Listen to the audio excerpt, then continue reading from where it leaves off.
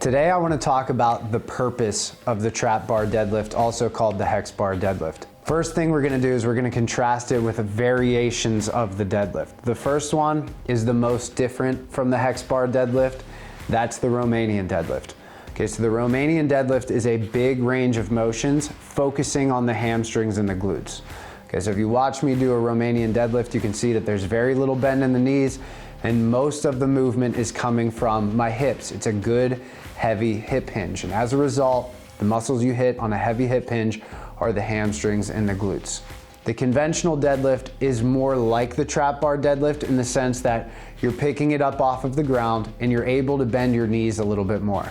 Since you're bending your knees more, obviously it's not going to be as isolated on your hamstrings like the Romanian deadlift is. But what you can do with the conventional deadlift is you can load it heavier. You can almost always deadlift more than you can Romanian deadlift.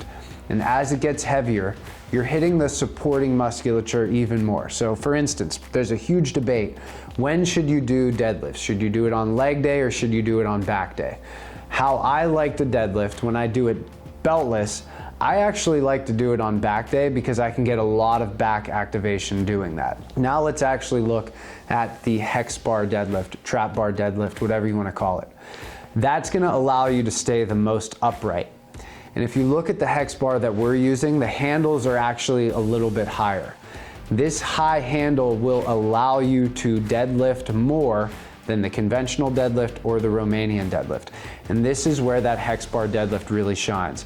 Since it's heavier, what's required from the supporting musculature of the deadlift is going to be more.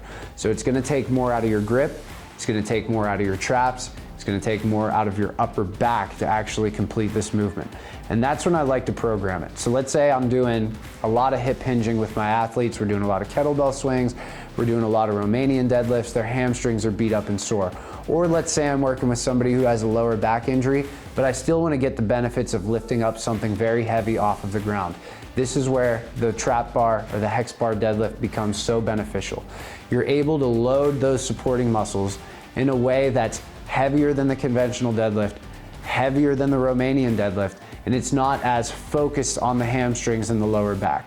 So you get the most out of your upper back and your grip while saving the lower back and the hamstrings.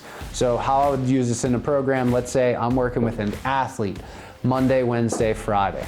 Let's say Monday we hit a hard squat, Wednesday we're doing cleans and Romanian deadlifts. They're pretty sore. They don't want to be able to sit all the way to the ground like a full range of motion squat. Their hamstrings are beat up and maybe their back is a little fatigued. But I still want to get their upper back, I still want to hit the grip. That's when I'll implement a trap bar deadlift for them. If we're looking at somebody else, like I have a gentleman that has a hamstring injury and it's aggravating his lower back, I still want him to be able to pick something up off of the floor. So the trap bar deadlift is actually the first deadlift in a sequence of events until he can do things like a heavy hip hinge, things like Romanian deadlifts or a conventional deadlift.